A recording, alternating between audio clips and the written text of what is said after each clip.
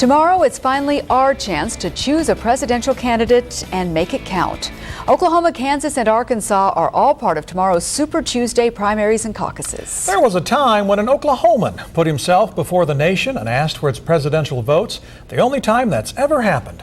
Fred Harris sprang from the hard-scrabble soil of Cotton County like an Oklahoma prairie fire, landing punches on behalf of the little man, bedeviling the big shots as he went. Will Rogers did it as a publicity stunt. Alfalfa Bill Murray fancied it. Robert L. Owen thought about it as a favor to a buddy. And Robert S. Kerr flirted with it in '52. But no Oklahoman ever came as close to capturing the White House as did Fred R. Harris. You run for president, you get on an airplane and fly to Boston and make a speech, I said, I used to pick cotton for a living, and running for president is a lot easier than that. But Fred Harris wasn't thinking about the presidency on New Year's Day, 1963, when the aforementioned Senator Kerr dies of a heart attack. The Democratic governor, Howard Edmundson, 7 days from the end of his term, resigns and has himself appointed to Kerr's Senate seat by the new governor, former Lieutenant Governor George Nye. None of that sits well with Oklahomans or with State Senator Fred Harris, who challenges Senator Edmundson in the 1964 Democratic primary. When you had the opportunity to appoint a United States Senator, you made a bad choice.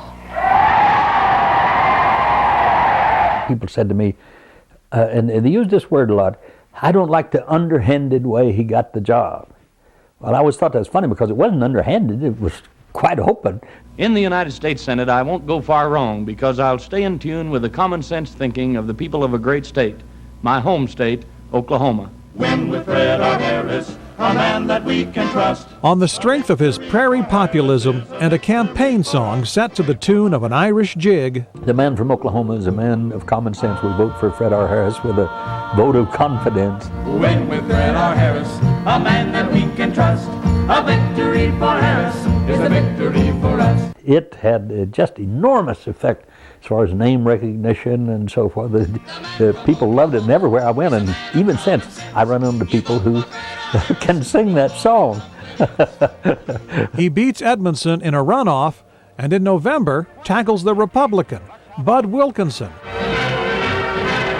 the legendary football coach of the OU Sooners. Ladies and gentlemen, the President of the United States. I don't ask much of you people of Oklahoma, but I am going to ask this. Please send me this young man, this trained man, this experienced man to help me help Oklahoma. 1964 will mark the last time Oklahoma votes for a Democratic president, and the last time an Oklahoma Democrat can ride top of the ticket coattails. Somebody later said that in that campaign for the Senate, when Johnson was running at the same time, that I was hanging on Lyndon Johnson like a cheap suit. And there's a lot of truth to that. In the Senate, Harris joins a massive Democratic majority and a liberal Oklahoma delegation in passing the programs of the Great Society. Let us close the springs of racial poison. The Civil Rights Act, aid to education, a push to end poverty. Really, the defining issues of my life have been race and poverty. Re-elected in 1966, Senator Harris pushes President Johnson to appoint a commission to investigate the causes of the rage that leaves so many American cities in smoldering ruin that hot summer of '67. The result is the Kerner Commission, whose report, including its famous opening sentence, was penned by Harris. America's moving toward two societies, one white, one black, separate and unequal. On the floor of the upper chamber, he sits between Walter Mondale and Robert Kennedy. When I went to the Senate, I was sure I would not like Robert Kennedy. But the two become fast friends, and each would pay frequent visits to the other's home state, as RFK did here at OU in 1967. He opened the conversation by saying, when are you going to get your hair cut? It turned out I liked him inordinately. We became each other's best friends in the Senate. While in the Senate, Harris served a year as chairman of the Democratic National Committee, and for the first time opened the party's workings and its conventions to women and minorities, so that the party reflected the nation. I said, what we want to do is make the Democratic Party democratic. But all that wasn't enough for Fred Harris. The Senate had run its course.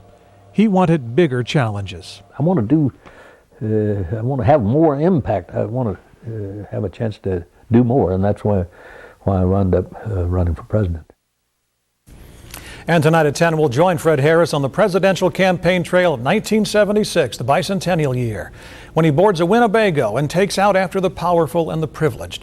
And also going live at 10 tonight on newson6.com, there will be much more of my visit with Fred Harris and his fascinating take on life with LBJ, Bobby Kennedy, and so many others. That's newson6.com.